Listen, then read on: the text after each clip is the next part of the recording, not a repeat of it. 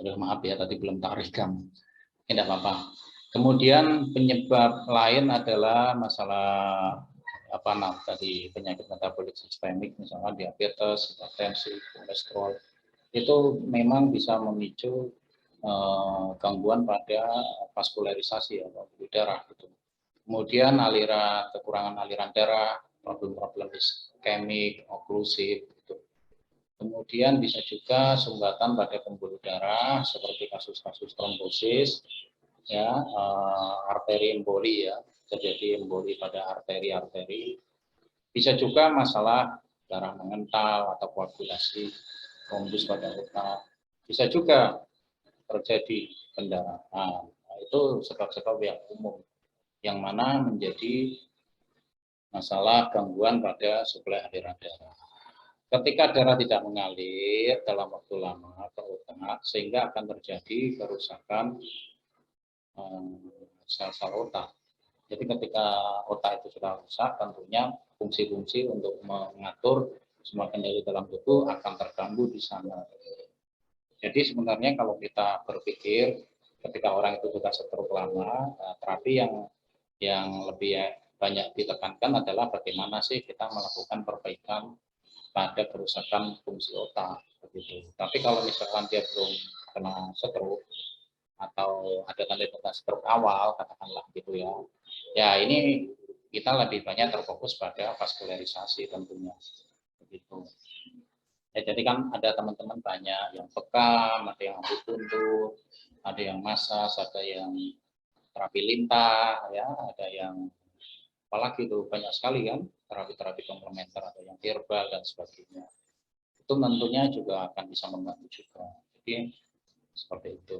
Kemudian ketika fungsi-fungsi otak itu sudah rusak, itu akan membuat satu tanda terjadi kelumpuhan ya, kelumpuhan sensorik ya, kelumpuhan sensorik atau yang paralysis katakanlah seperti tangan kesemutan, kebas, baal gitu kan. Kemudian gangguan kelumpuhan motorik, tangan diangkat sudah mulai berat rasanya, sulit digerakkan.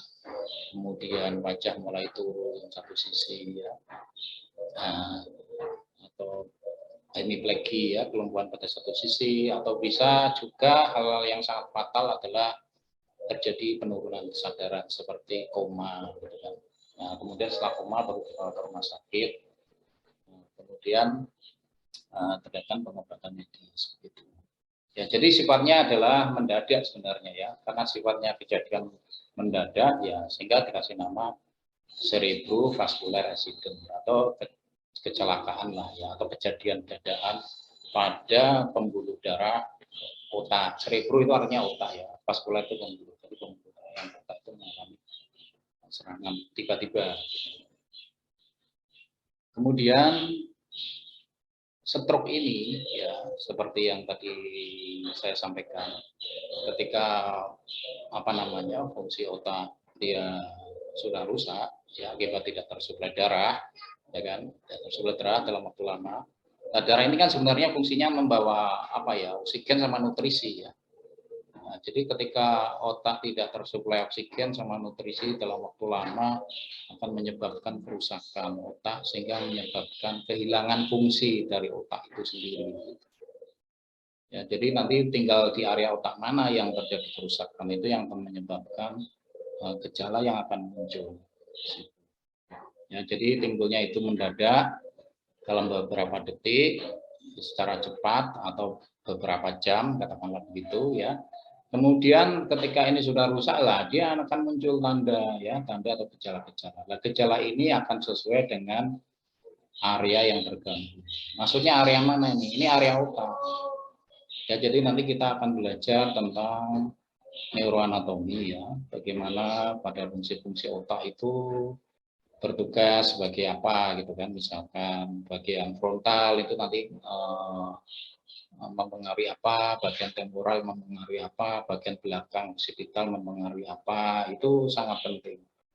Karena itu nanti akan dipakai sebagai landasan di dalam mengidentifikasi treatment ya, misalkan kita akan bermain akupuntur, club misalkan. Area yang mana yang kamu perbaiki?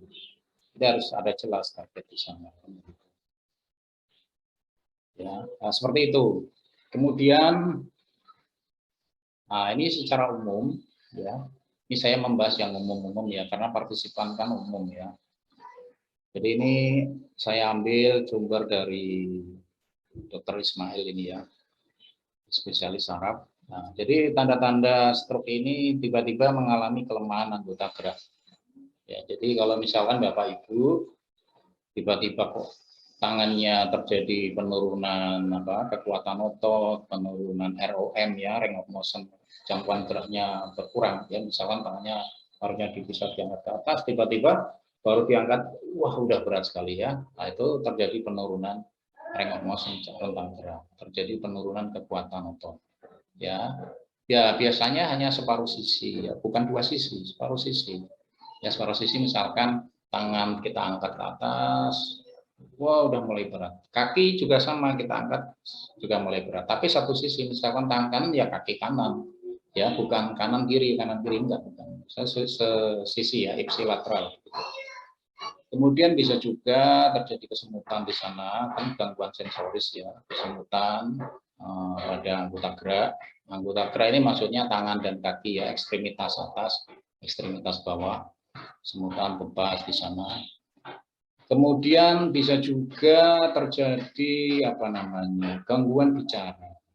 Ya, gangguan bicara ini biasanya ngomong lancar nih, ngomongnya agak susah, ya agak pelo, ya agak cedal gitu kan. Tapi itu jelas.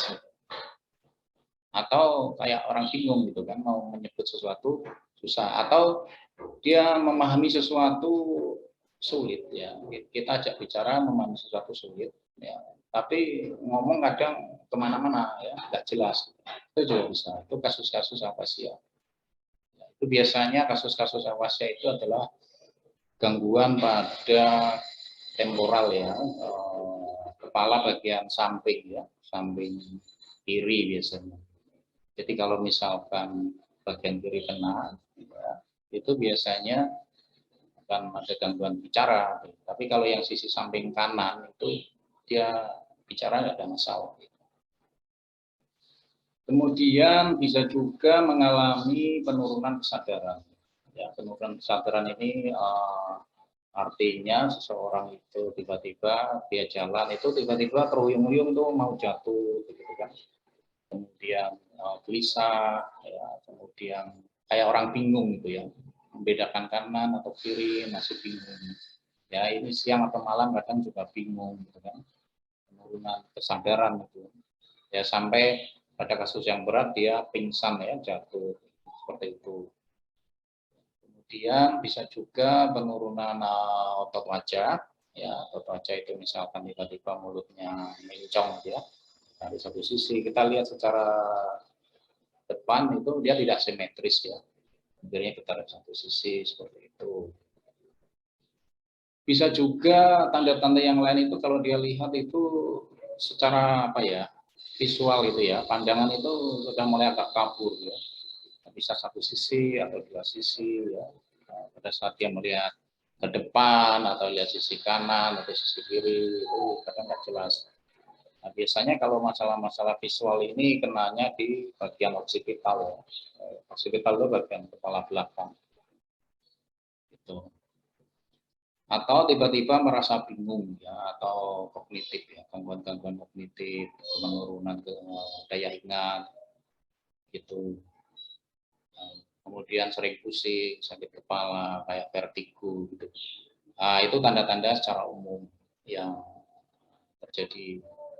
Kemudian gangguan-gangguan yang tadi kita sebutkan sebenarnya masalah yang utama yang umum ini lebih banyak masalah gangguan pada kardiovaskuler, biasanya ada penyempitan pembuluh darah ya, aterosklerosis, cerebral thrombosis, gitu. Kemudian masalah-masalah darah terjadi koagulasi, terjadi pengentalan, kemudian terjadi sumbatan, ya bisa memicu iskemik ya, sumbatan. Kemudian bisa juga dipengaruhi masalah hipertensi, tensinya tinggi, atau diabetes, gula darahnya tinggi, atau kolesterolnya tinggi, gitu. Itu juga bisa memicu gangguan-gangguan pada vaskuler atau pembuluh darah atau darahnya itu sendiri. Juga bisa juga dipicu, satu lagi adalah dipicu masalah stres ya. Stres itu apa namanya, kayak tertekan, depresi, merasa putus asa gitu kan. Jadi kalau dalam pandangan ilmu tradisional ya, ini kalau dalam pandangan ilmu tradisional Cina katakanlah ya, itu kasus-kasus kemarahan, orang yang marah berlebihan itu akan melukai organ hati. Organ hati. Jadi kalau di dalam TCM itu hati itu fungsinya menyimpan darah. Ini saya kaji tradisional dulu aja. Ya, fungsi menyimpan darah, mempengaruhi emosi, itu pada organ hati. Sementara dalam TCM itu stroke itu dikatakan adalah serangan angin ya, ekses pada hati ya, masalah organ hati. Jadi memang kalau dalam konvensional ini relevansinya apa? Relevansinya kalau untuk kasus-kasus stroke itu kebanyakan orangnya mudah marah, marah, stresnya sangat tinggi gitu. Ya itu akan menyebabkan pembuluh darah menyempit juga, bisa menyempit kan gitu. Sehingga kasus-kasus pembuluh darah cerebral ini menjadi tidak sehat gitu kan. Jadi tidak sehat ini kalau dalam pandangan konvensional ini bisa dilihat karena sumbatan atau iskemik atau pulsif. Bisa juga karena di situ ada pendarahan, hemorage. Sehingga ketika pembuluh darah ini tidak sehat akan mengganggu suplai aliran darah ke otak, ya, sehingga fungsi otak itu terjadi penurunan fungsi, kemudian apa namanya, penurunan fungsi, kemudian dalam waktu lama dia nggak segera ditangani, ya akan terjadi kerusakan ya, kerusakan pada jaringan otak. Jadi kalau fungsi otak ini sudah rusak, ya artinya semua fungsi-fungsi yang dikendalikan otak itu tidak bekerja kan gitu. Otak ini kan adalah bagian dari pusat ya, pusat kendali sistem tubuh. Sistem tubuh termasuk dari perintah semua gerakan fisik itu dikendalikan sama otak. Jadi akibat yang ditimbulkan adalah yang paling banyak untuk pasca stroke adalah masalah hemiplegi ya, kelumpuhan separuh pada fungsi-fungsi motorik di ekstremitas atas, ekstremitas bawah, sama wajah ya, biasanya wajah, tangan, kaki, gangguan bicara dan sebagainya. Nah, itu semua gerakan fisik itu dikendalikan sama otak. Jadi pada fungsi-fungsi otak ini rusak, ya otak itu karena bagian dari sistem saraf pusat, ya, saraf pusat akan mengendalikan semua sistem masuk ke saraf tepi, saraf perifer lewat tulang belakang, kemudian tulang belakang mengalir sarafnya otot kan. Jadi output dalam sistem saraf itu kan sebenarnya muskuloskeletal, otot rangka. Jadi otot rangka di situ menyebabkan terbatas, ROM-nya menurun, terjadi kelemahan. Ketika lesi cedera pada saraf motorik atas atau UMN, ya bisa saja itu memicu spastisitas ya. Spastisitas itu apa namanya? Tangannya hiperfleksi ya, tekuk ke dalam, sikunya tekuk begini, tidak bisa diluruskan, kaki juga tidak bisa diluruskan. Kasus-kasus spastik gitu kan, atau kaku kejang gitu kan. Bisa juga kalau misalkan dia cederanya bukan di saraf pusat tapi di perifer gitu ya, tentunya yang terjadi bukan spastik dong, yang terjadi adalah flaccid atau lemas lemai. Jadi kan tentunya penata laksanaan untuk penanganan stroke ini kan nggak asal gimana ya, nggak asal-asalan gitu kan, kita harus memahami mekanisme patofisiologi dari stroke itu sendiri secara detail harusnya begitu. Kemudian ketika terjadi gangguan pada fungsi saraf, ini akan menyebabkan outputnya tadi kan ke otot ya, sudah saya sampaikan ada beberapa kemungkinan bisa terjadi spastik atau kaku kejang tegang yang tidak bisa diluruskan, bisa terjadi flaccid, lemas lemah atau atau apa namanya, bahasa Jawanya keple itu ya. Kemudian bisa terjadi atrofi, pengecilan massa otot, bisa terjadi perubahan postural. Perubahan postural itu misalnya ya bahunya turun sebelah, perubahan struktur dari tulang belakangnya bergeser dan sebagainya ya. Kemudian miring, wajah nggak simetris. Nah itu termasuk perubahan postural. Bisa juga gangguan internal organ. Ya. Gangguan internal organ kenapa? Kan ada beberapa fungsi saraf, outputnya kan ke organ. Jadi gangguannya misalkan ya gangguan perkemihan ya, loss control ya, loss control kencing atau susah BAB atau gangguan pada fungsi apa namanya rongga dada, lambung, dada sesak, ataukah masalah yang lain ya, masih reproduksi dan sebagainya. Ya ini internal organ bisa terkaitan. Jadi kompleksitasnya ini sebenarnya apa namanya kompleks sekali ya. Ini saya membuat pemetaan, ini saya petakan ya, dari pengalaman kami. Kasus stroke itu sebenarnya pasca stroke ya, ini saya bilang pasca stroke ya. Setelah orang itu stroke sudah tahunan. Sebenarnya apa sih masalah-masalah target yang akan dibetulkan di sini itu apa saja?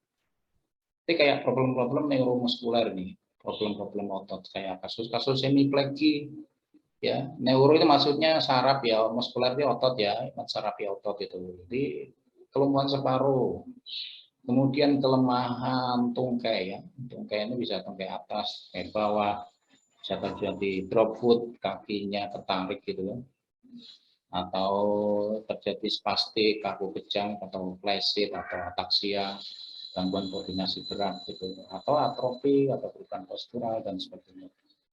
Kemudian masalah-masalah darah nih kardiovaskulernya, berkaitan masalah jantung dan pembuluh darah ini kasus-kasusnya biasanya hipertensi, ya penyempitan pembuluh darah, cerebral trombosis, pengendalan darah, pulsi iskemik dan pendarahan dan sebagainya.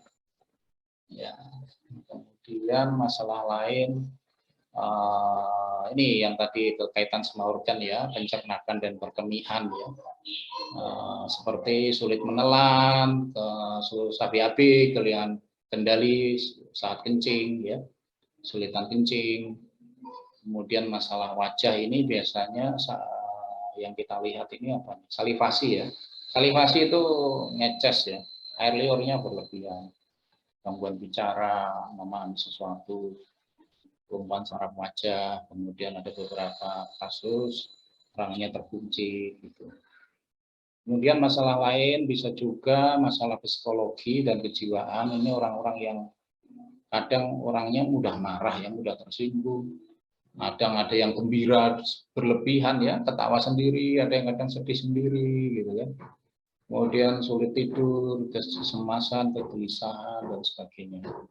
Kemudian penglihatan, pandangannya kabur ya, kemudian nystagmus, kemudian gangguan koordinasi gerak ini seperti motorik halus ya, kasus-kasus apraksia, ataksia, ketidakseimbangan, dan permasalahan seksual.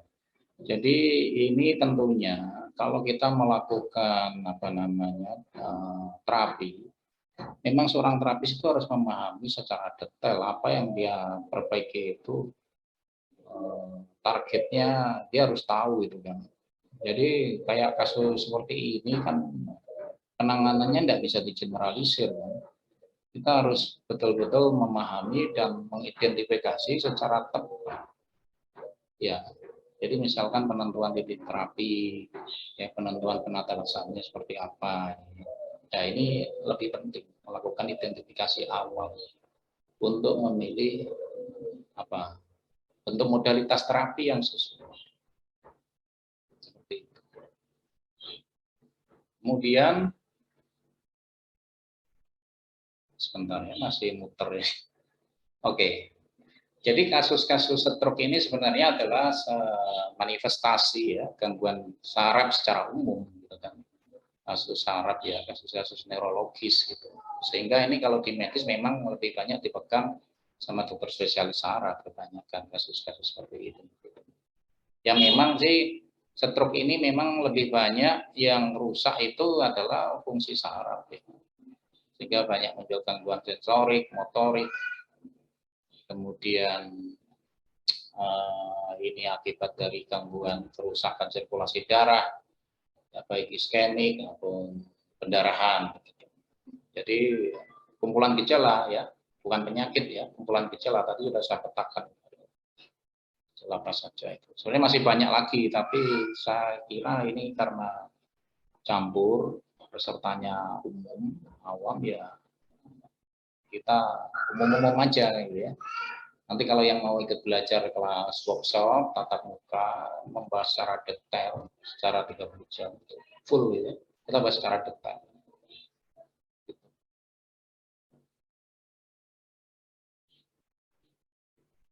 Kemudian stroke ini memang adalah masalah hal yang fatal, ya, pada suplai darah. Jadi ketika bagian otak itu tidak tersuplai darah dalam waktu yang lama, tentunya itu akan rusak di situ. Jadi ketika itu sudah rusak, tidak ada bagian tubuh yang tidak berfungsi normal, sehingga semuanya tidak berfungsi di situ. Kan. Jadi yang paling banyak kena ini kan masalah-masalah motorik, ya, motorik, sensorik, gitu kan, yang menyebabkan hemiplegia, hemiparasis, gangguan bicara, gangguan visual, koordinasi gerak. Itu memang utamanya adalah fungsi otak ini yang harus diperbaiki.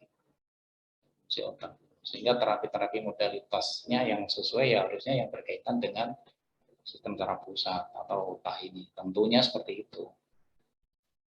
Ya, jadi jangan sampai nanti misalkan ini ada terjadi stroke ringan, kemudian kita mengabaikan, gitu kan. Jadi ada namanya golden time, ya, waktu-waktu emas yang harus segera diselamatkan bawa ke medis untuk segera penanganan. Karena ketika kita terlambat, itu bisa menjadi kerusakan permanen di sana. Tapi kalau kita penanganannya cepat, itu bisa diselamatkan.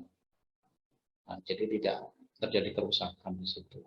Jadi golden time ini biasanya 3-4 jam, tapi ada yang biasanya 4,5 gitu kan. Jadi semakin cepat ya semakin baik tentunya, gitulah. Kemudian ini tanda-tanda stroke ringan, ya. Ini misalkan nih Bapak Ibu ini di rumah misalkan kelihatannya sehat-sehat aja nih. Ya. Tapi merasa kelelahan, ya. Sering mengalami kelelahan yang tidak mudah hilang, ya.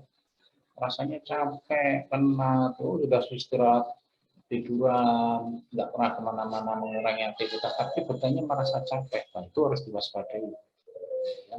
Kemudian gangguan memori, ya, kadang mengingat sesuatu itu sulit, ya, apa namanya, recall, ya, menyebut ulang kembali itu yang sudah biasa ketemu itu lupa kadang, ya. Nah, sulit untuk berkonsentrasi, mudah melupakan informasi yang harus diingat. Kadang sering bingung, ya. Bingung ini sekarang dari mana nih posisinya, itu bingung kadang kan. Nah, dan mengalami kesulitan untuk aktivitas tertentu. Biasanya ini sistem gangguan kognitif, gangguan memori. Jadi perlu diwaspadai juga.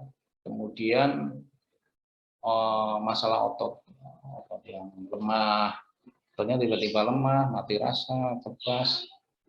Kita uji MMT, manual muscle testing, terjadi penurunan skala MMT-nya. Jadi otot dilihat miring, tidak simetris, ya, satu sisi, ada mengalami kesemutan, mengalami sulit bicara, ya, tiba-tiba agak cedal omongannya, gitu. Kemudian menelan sesuatu agak susah. Jadi harus waspada, itu sudah masuk tanda-tanda stroke ringan. Ya, kemudian dari secara psikologis orangnya kadang merasa sedih, kadang frustasi, ya. Frustasi, mudah marah, cemas, putus asa, terjadi perubahan perilaku yang berkaitan dengan emosi, ya, misalnya mudah marah, perubahan nafsu makan, kemudian kurang konsentrasi, kehilangan minatnya sudah mulai kurang, aktivitas saja sudah mulai males, gitu kan, lelah. Terus kadang rasanya itu udah putus asa banget, itu pengen bunuh diri lah, itu gangguan-gangguan emosi, gitu. Nah, itu kalau merasakan seperti itu, ini harus diwaspadai ya. Ini sudah mulai masuk tanda gejala stroke ringan. Gitu. Jadi bisa kita lihat ya, ini tanda-tanda, misalnya kita lihat senyumnya nggak simetris, ya mencong satu sisi, kadang-kadang tersedak, sulit menelan, ya. Jadi kalau minum air itu nelen itu agak susah. Kemudian kita angkat tangannya, gerak separuh anggota badan melemah tiba-tiba, ya.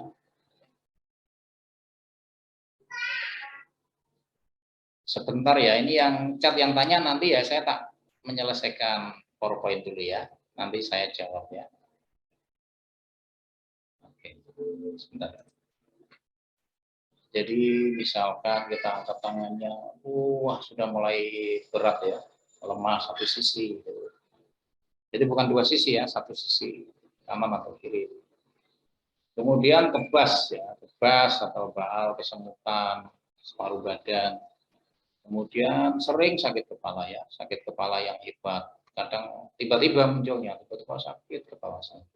Kemudian sebelumnya tidak pernah sakit kepala, tapi tiba-tiba sakit kepalanya sakit sekali, berat gitu kan. Kemudian gangguan fungsi keseimbangan, jadi kalau dia jalan rasanya muter-muter kayak orang mau jatuh.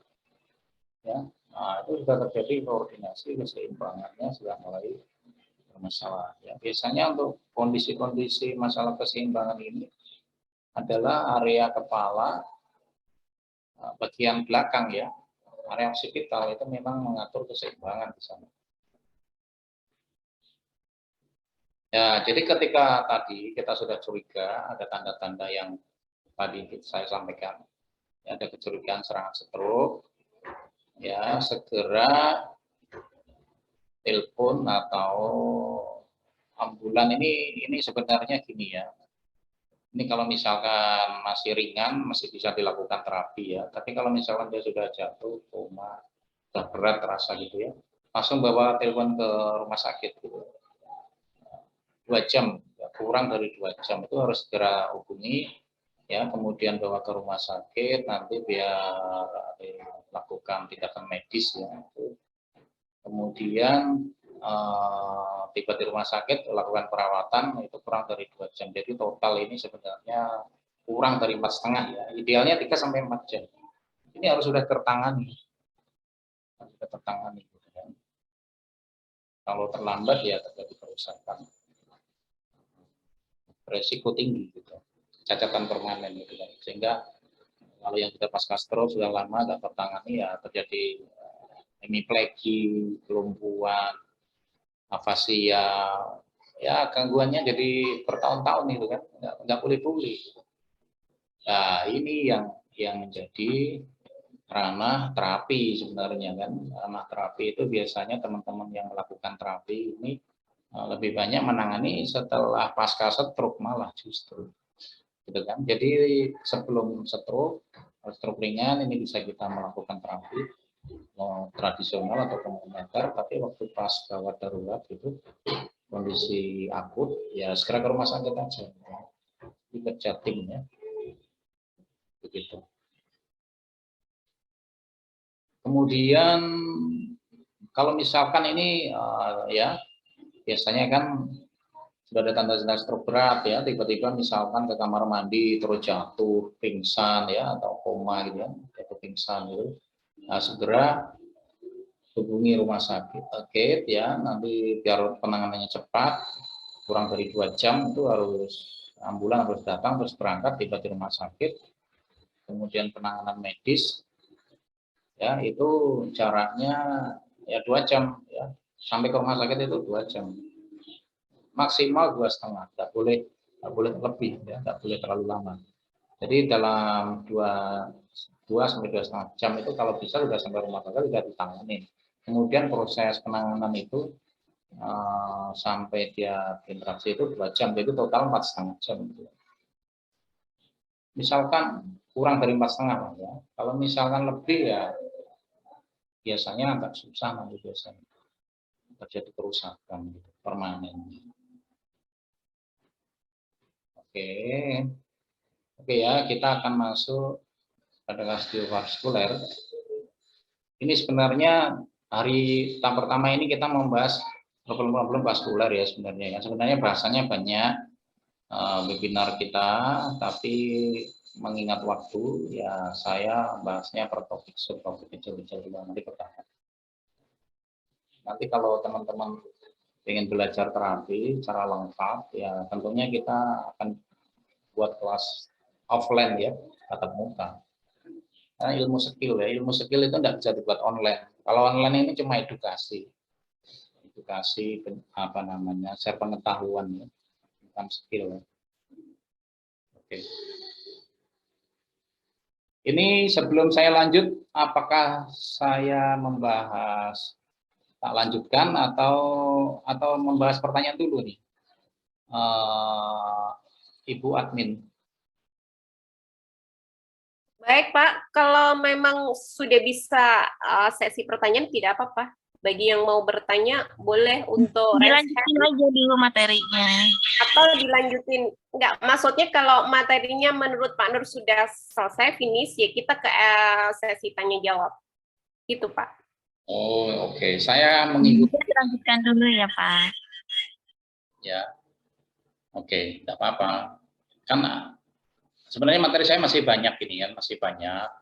Supaya mungkin untuk menyelingi supaya nggak bosan tanya jawab, biar interaksi boleh, atau misalkan udahlah Pak lanjutin dulu semua materinya terus tanya jawab juga boleh, terserah. Saya ngikutin aja nih yang mengatur acara. Gimana? Tuh. Lanjut. Kalau gitu di finish aja Pak sampai poin-poinnya sampai slide terakhir baru kita ke open sesi tanya jawab Pak Nur. Oke. Iya, setuju. Berarti saya lanjutkan ya. Ya Bapak, monggo. Oke. Oke, saya lanjutkan.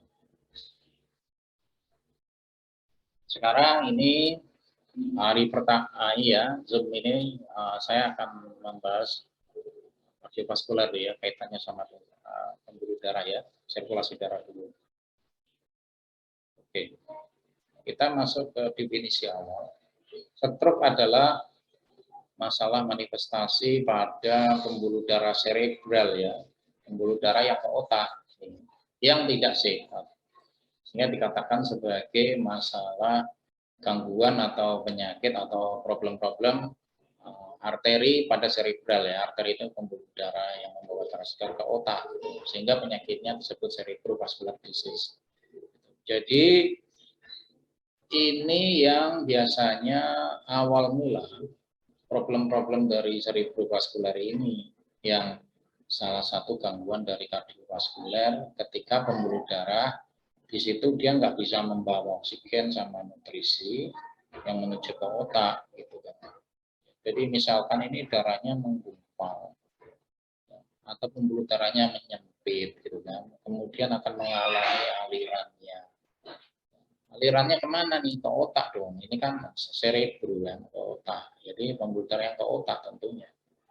Di situ kemudian karena darah nggak ada yang ngalir ke otak, sementara darah sendiri itu kan membawa oksigen sama nutrisi, itu kan kebutuhan untuk organ kan. Jadi kalau di situ nggak tersuplai ya rusak akibatnya. Gitu.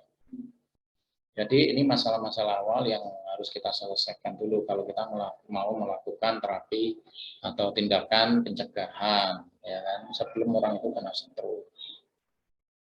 Jadi secara umum kasus-kasus stroke itu 80% adalah problem-problem dari masalah trombotik atau embolik, ya. Gumpalan, ya, atau sumbatan, kan. Yang sisanya 20% itu pendarahan. Pendarahan itu tidak terlalu banyak kasusnya. Yang paling banyak memang problem-problem oklusif atau iskemik lah katakanlah gitu. Itu yang paling banyak. Ya, sehingga nanti dalam penanganan kasus seperti ini ya kita harus berpikir yang rasional. Target kita apa sih? Ada kasus-kasus apa namanya, kasus-kasus cerebral artery disease ini. Problem kita ya bagaimana caranya kita melakukan vasodilator, ya, pelebaran pembuluh darah, melakukan pengenceran darah, dikoagulasi, pengenceran darah supaya darah itu nggak gumpal-gumpal, gitu kan, pelebaran. Ya. Biasanya pembuluh darah yang keras juga perlu dikasih apa, gitu ya. Misalnya kita menggunakan herbal ya. Ya tentunya dibeli herbal yang mempunyai efek sebagai antikoagulan, pengencer darah, efek-efek antiplatelet supaya lemak, kolesterol atau itu enggak mudah nimbun di pembuluh darah. Itu penting untuk upaya pencegahan. Kemudian bagaimana darah itu supaya tidak kental? Ya menjaga cairan tubuh supaya enggak dehidrasi. Kalau cairan tubuhnya berkurang, ya darah mengental, bisa terjadi ya, jadi dehidrasi begitu.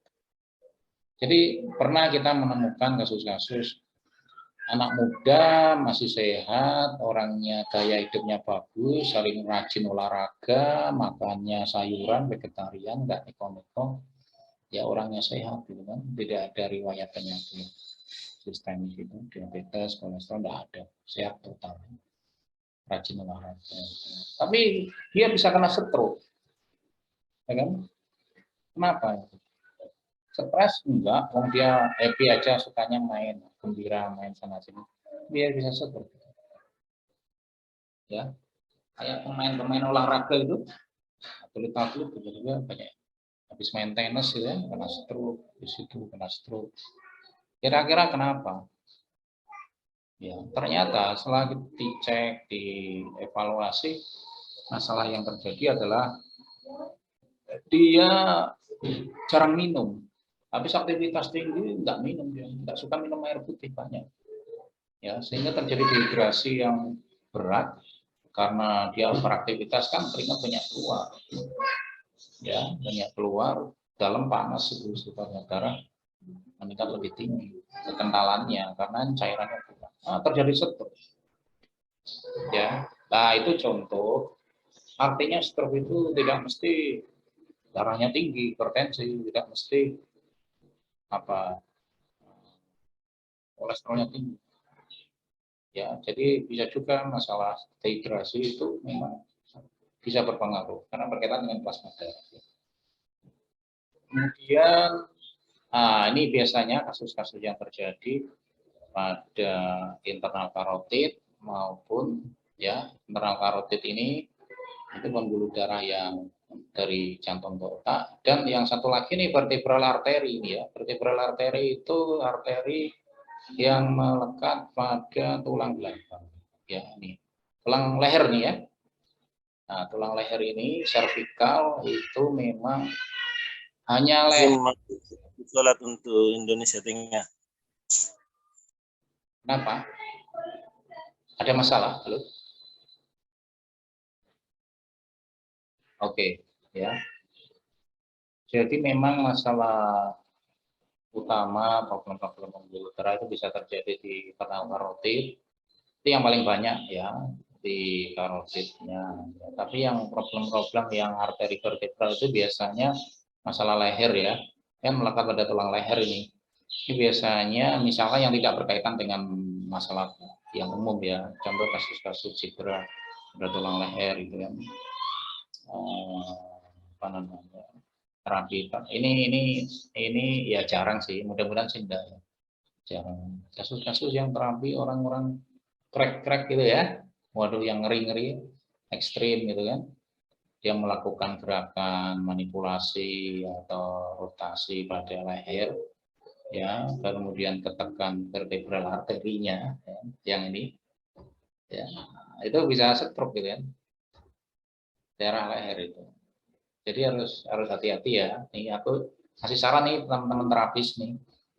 Ya, teman-teman terapis yang biasanya track pakai selendang atau pakai tangan lehernya ditarik itu, dia tidak begitu paham anatominya, melakukan putaran C1, C2 atau C3 itu beresiko tinggi, ya, bisa menjepit dari vertebral artery, menyebabkan ya aliran darah ke otak ya langsung terhenti kan bisa meninggal, bisa stroke.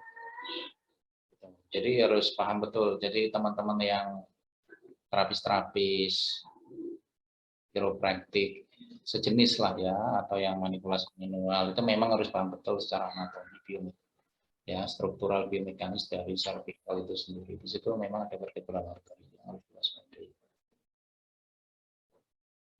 Kemudian, oke, tadi sampai mana nih? Nah, sekarang kita bahas arteri ya. Arteri karotid ini kan sebenarnya pembuluh utama nih ya, yang mengirimkan darah dari aorta, dari jantung ke otak gitu kan, pembuluh darah ini ketika dia terjadi sumbatan di sini seperti ini, terjadi flek gitu, atau iskemik katakanlah istilahnya begitu, di satu atau keduanya arteri ini kan ada dua ada sepasang kanan dan kiri ya.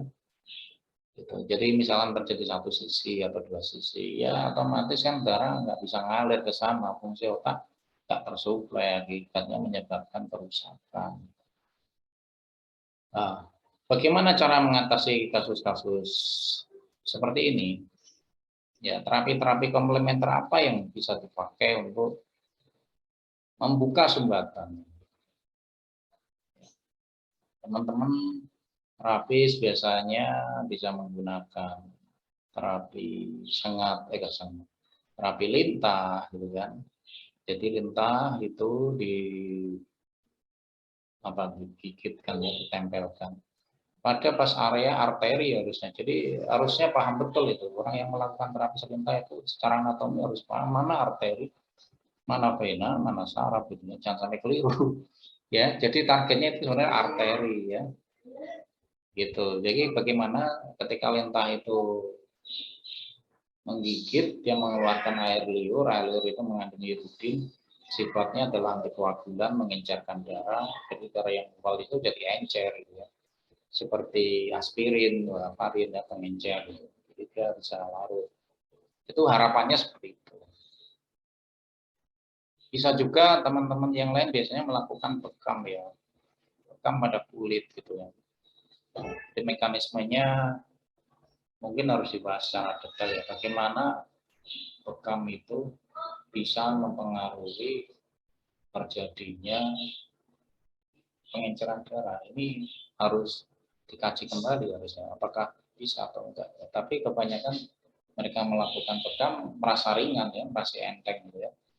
Di leher, kemudian di kepala ya, biasanya yang dibekam itu mungkin 20. Itu tentu targetnya adalah di area-area ini arteri harusnya.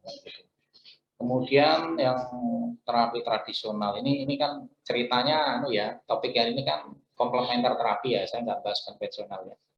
Jadi saya akan bincang sedikit tentang tradisional ya. Apa namanya? Fasdu ya namanya. Fasdu. Fasdu itu kan mengeluarkan darah, Pak.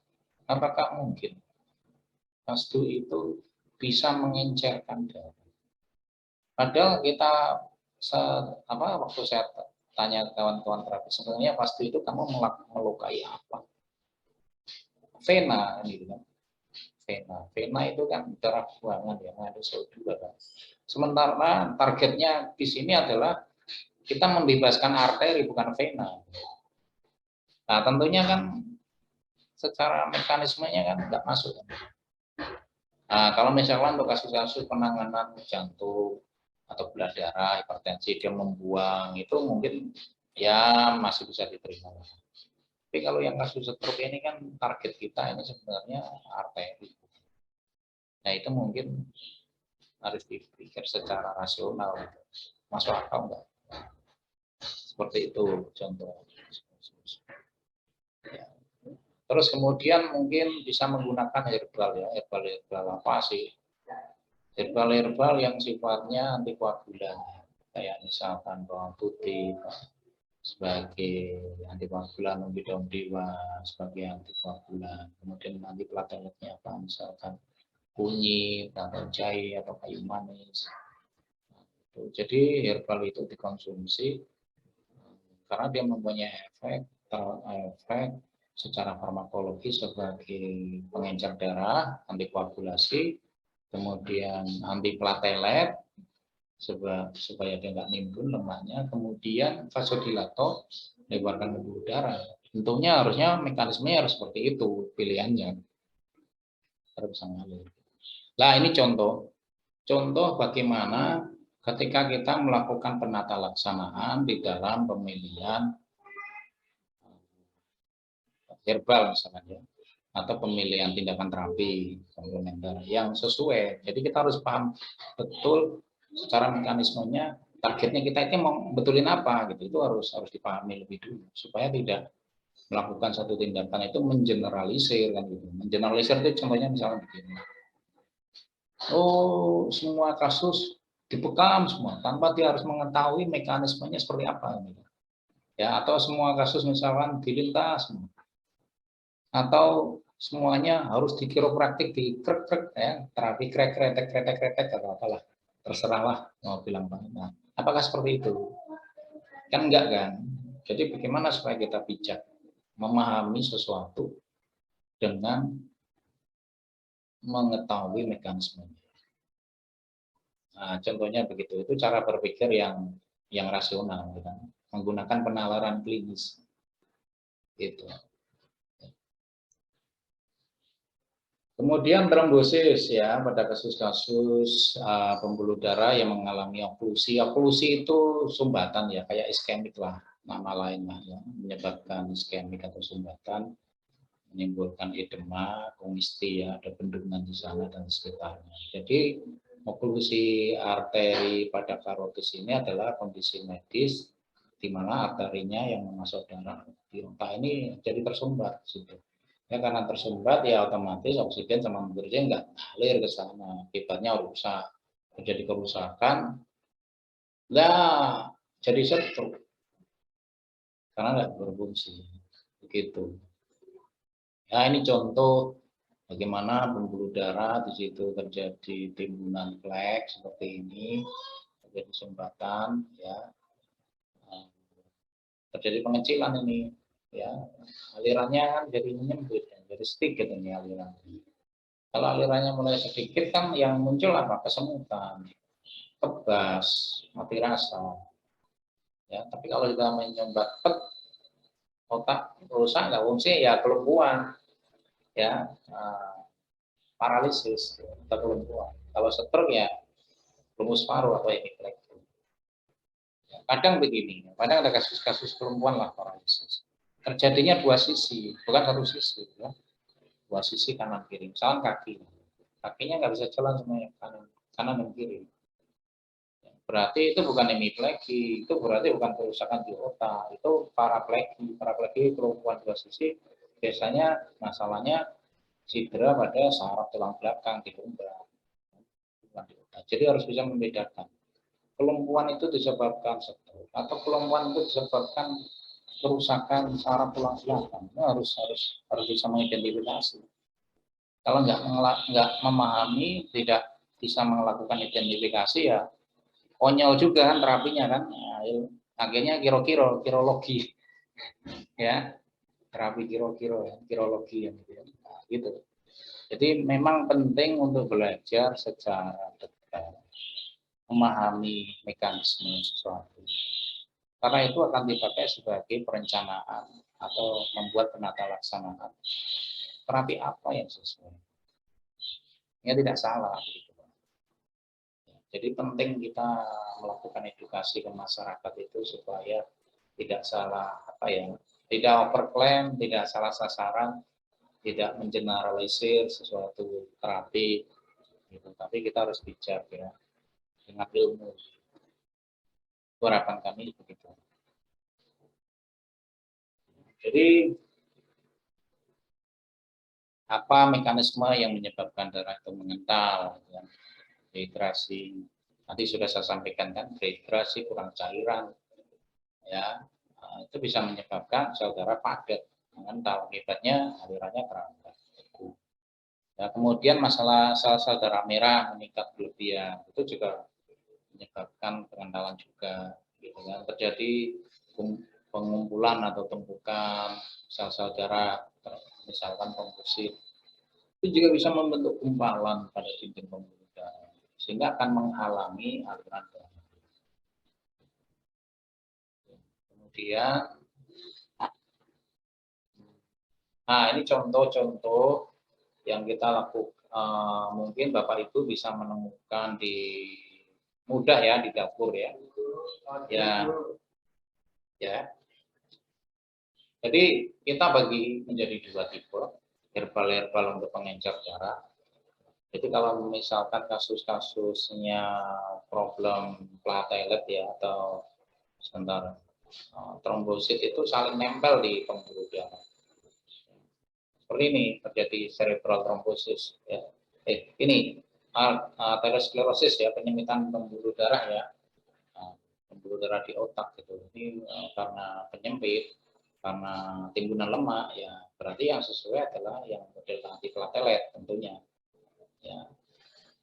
Tapi kalau misalkan di situ ada sumbatan, darahnya kental, problem, ya tentunya herbal yang sifatnya antikoagulan. Jadi jangan sampai tidak mengerti mekanisme tanaman herbal yang dikasih itu bekerjanya seperti apa. Jadi harus paham betul.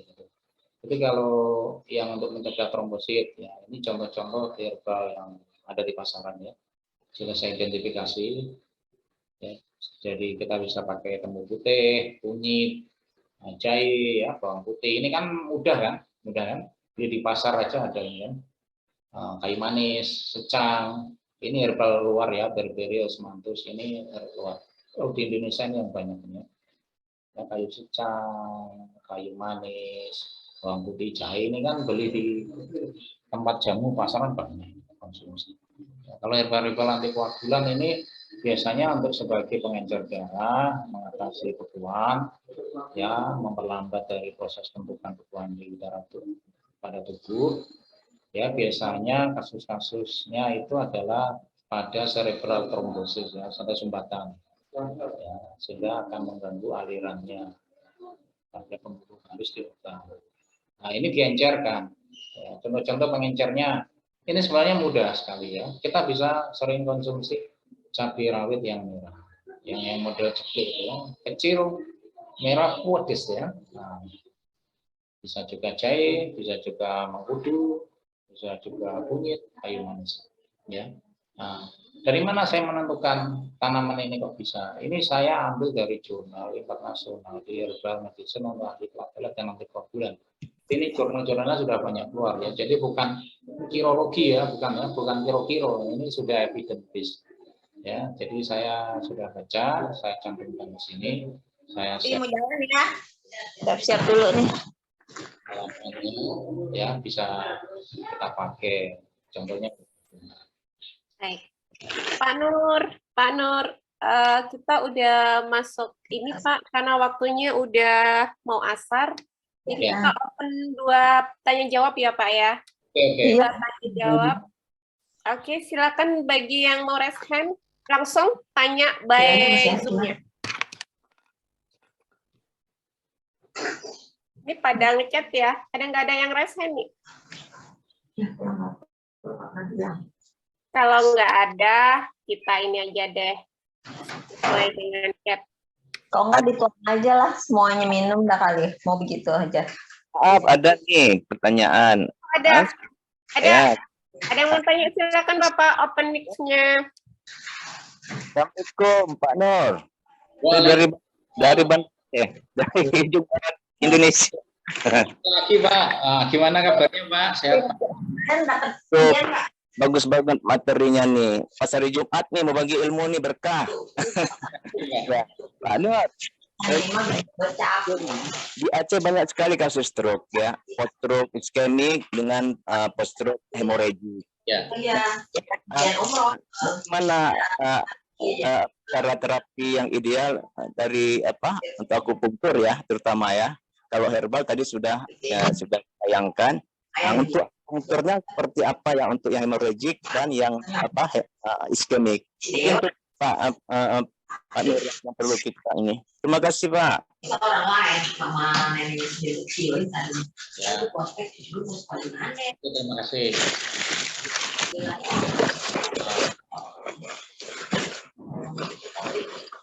Bu Novi di mute aja, Pak, biar suaranya nggak ini. Tanya tadi kurang begitu jelas. Tadi Tapi saya iya.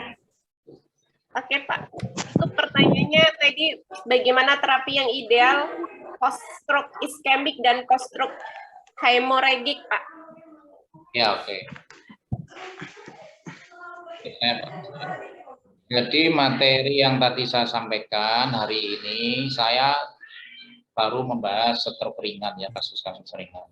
Ya, jadi saya belum membahas tentang pasca stroke. Ya. Ini tentunya kan masih ada kelanjutannya nih Zoom ini kan. Ya, jadi tadi yang saya sampaikan adalah secara global, secara umum karena peserta ini kan umum nih kan. Tidak semuanya akupunturis gitu kan. Ya, ya tadi saya belum menyinggung akupuntur itu. Sebenarnya untuk kasus-kasus yang pasca stroke, post stroke itu kalau model-model seperti yang tadi Herbal saya sampaikan ya tentunya kurang memberikan efek yang signifikan kan gitu. Karena yang tadi saya sampaikan itu adalah upaya pencegahan pada yang ada mulai ada tanda-tanda stroke yang saya sampaikan tadi. Tetapi kalau misalkan sudah terjadi stroke, sudah perawatan medis, kemudian setelah stroke, pasca stroke atau post stroke ya terjadi ketidakfungsian seperti hemiplegi atau gangguan darah atau koordinasi gerak dan lain-lain. Ya tentunya efektivitasnya adalah penentuan terapi kan gitu kan. Jadi herbal itu sebagai support system. Jadi kembali herbal itu lebih utama. Tapi kalau sudah pasca stroke itu sebenarnya lebih banyak ditekankan ke terapi gitu kan. Herbalnya cuma pendukung. Jadi ada beberapa akupuntur, model-model akupuntur scalp ya. Sebenarnya ini bermanfaat sekali ya dibanding akupuntur klasik ya, akupuntur apa namanya TCM ya tradisional ya, yang body akupuntur ya, akupuntur yang di tubuh gitu.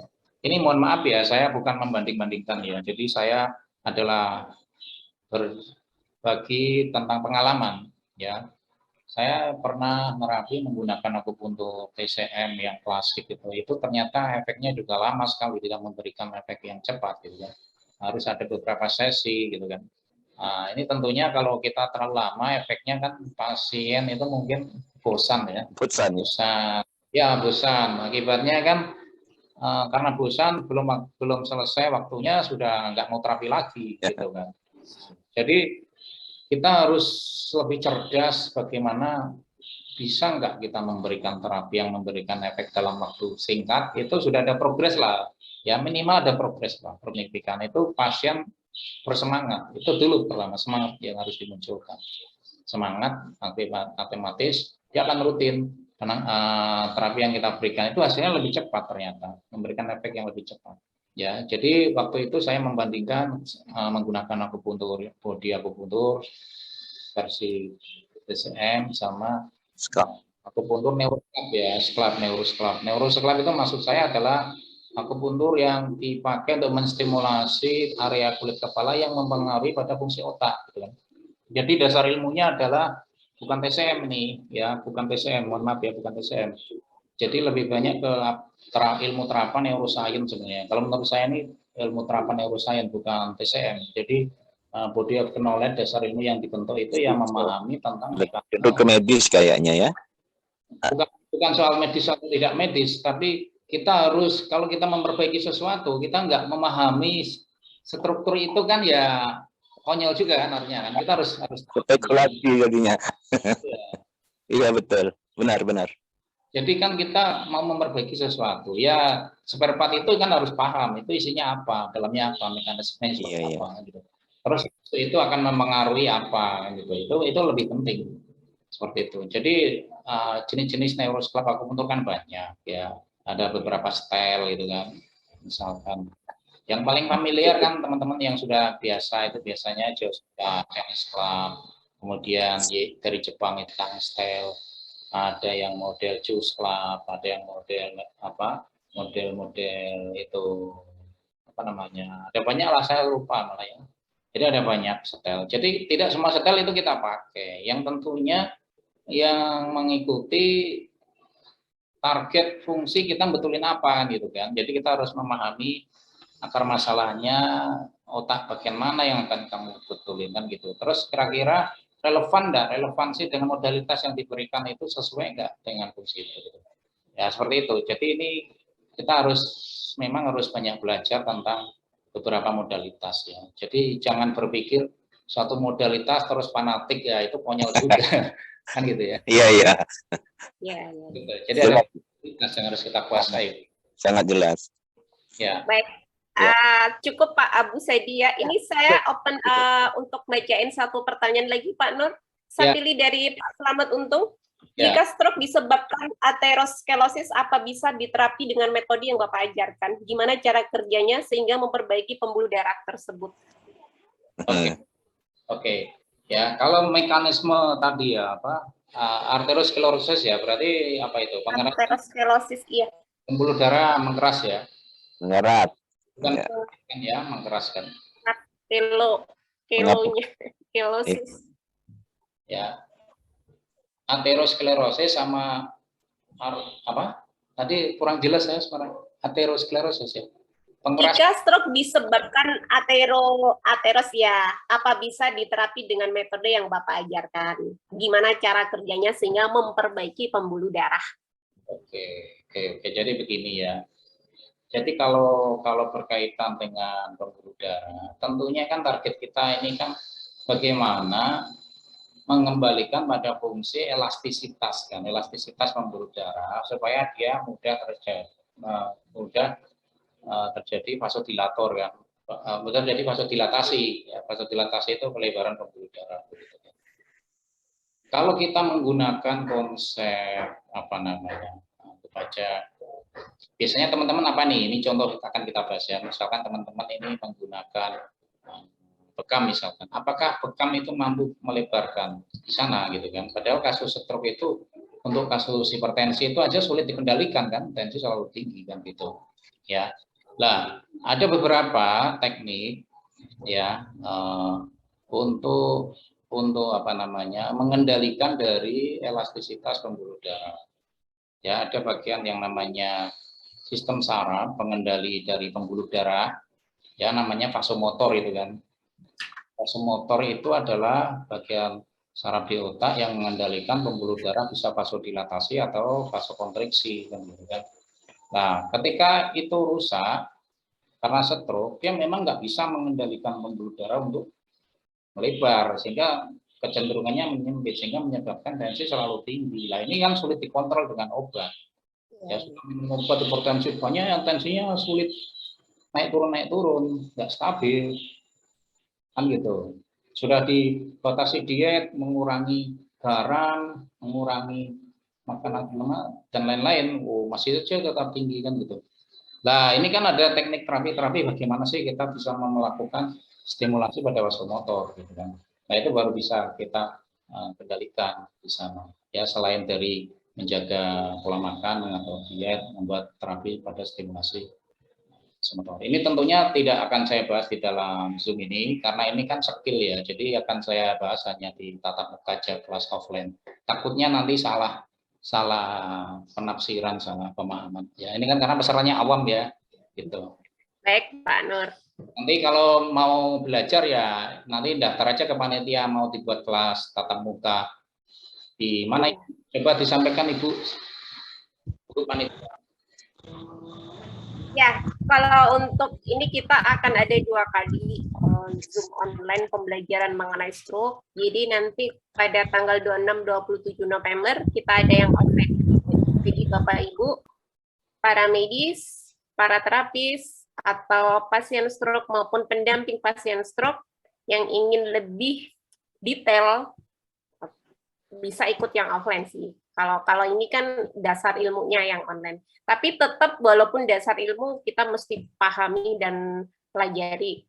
Karena kebanyakan orang itu tidak mau belajar tentang ilmu kesehatan. Orang rata-rata suka belajar itu justru ilmu cari uang ya Bapak Ibu. Mereka lupa belajar ilmu kesehatan. Padahal mencegah itu lebih baik daripada mengobati. Gitu.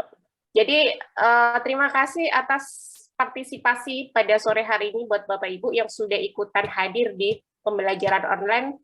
pada sore hari ini. Nanti kita akan ada lagi sesi selanjutnya, Bapak Ibu, tanggal 6 November, hari malam hari habis Isya 7:30, jadi mungkin lebih lama durasinya untuk yang tanggal 6 November. Jadi sekian dulu, terima kasih atas segala perhatian dan kerjasamanya. Kami akhiri Bapak Ibu, wassalamualaikum warahmatullahi wabarakatuh. Waalaikumsalam. Waalaikumsalam warahmatullahi wabarakatuh. Nanti Bapak sesi selain bikin di tanggal 6 November, karena jadi udah waktunya dan asar. Offline-nya Mana? Halo. Mulai. Ini Bapak Ibu semuanya, kita lanjut. Ini kan berseri, jadi jangan putus asa. Mungkin karena keterbatasan waktu dari Bapak Ibu kan mungkin ada yang kerja, ada yang ada, mudah-mudahan nanti akan dilanjutkan ini. Tapi ya sabar, jangan banyak waktu. Mungkin karena itu. Nanti yang kerja yaitu 26, 27 yang saya coach private.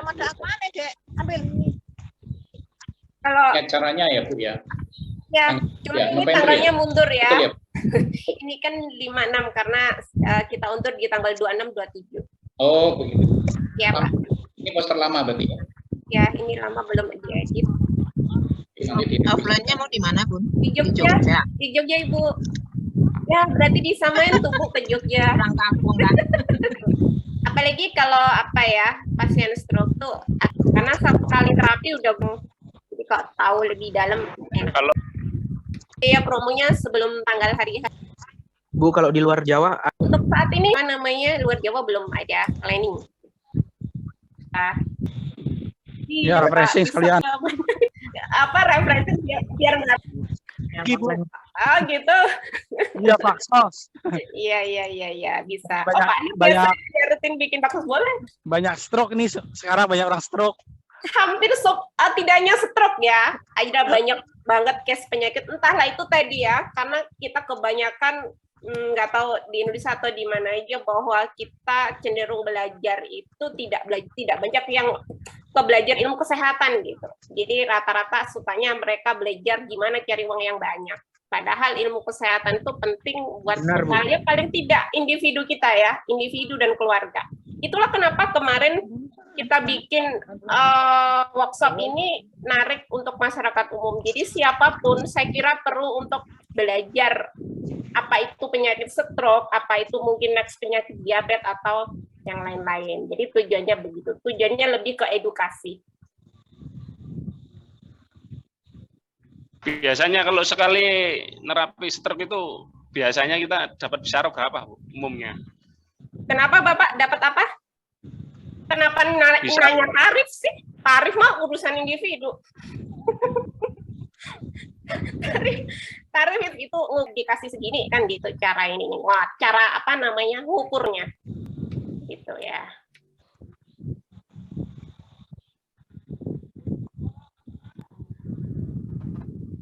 Baik ya, karena ini sudah azan asar, kita close ya Bapak Ibu, silakan live di.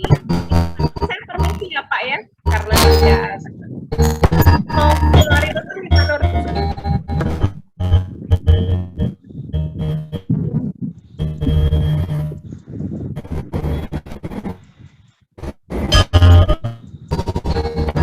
Banyak yang belum pengen live kayaknya.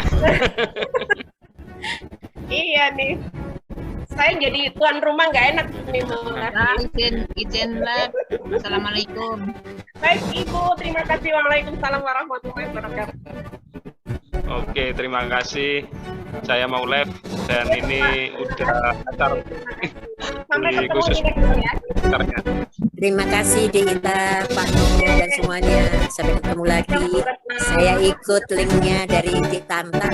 Yang lainnya aku nggak bisa masuk PM, nggak tahu itu apa. PM Tinggal klik ya, iya Ibu. ya dari Dik Tantan dia punya link, jadi saya ikut dia punya. Terima kasih. Baik Ibu.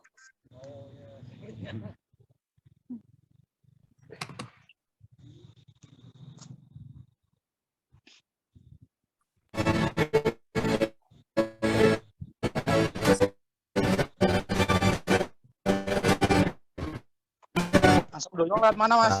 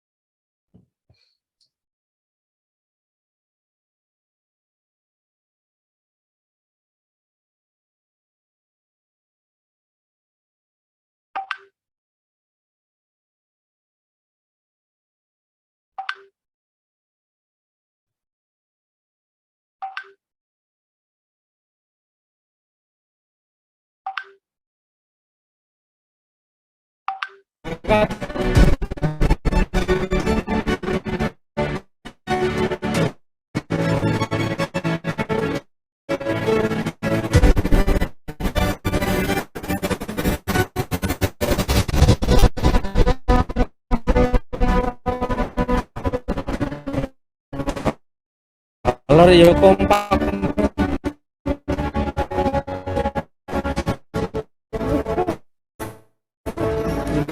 Dengan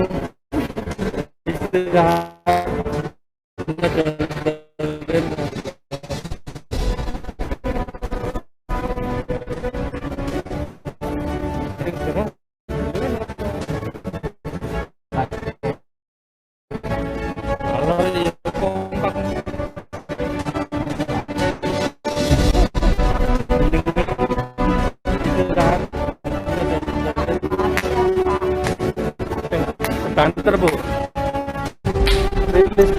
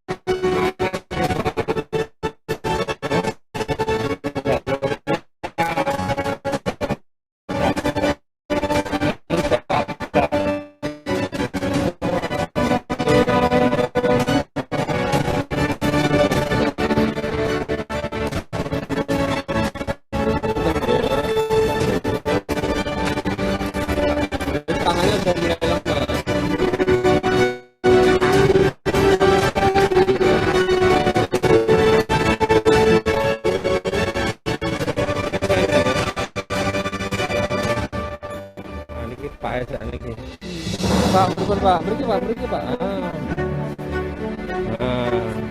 Berapa? Untuk perubahan. Gitu ya, tenang-tenang sih ya. Ini latihan pelaku uang loro ya, biar kita rukun. Terus ya? Berarti ini anak apa foto? Wanohan beri kita. Pak Maria Pak. Rilis kanan. Pak Maria Pak. Jembatan di mana? Pak Maria Pak.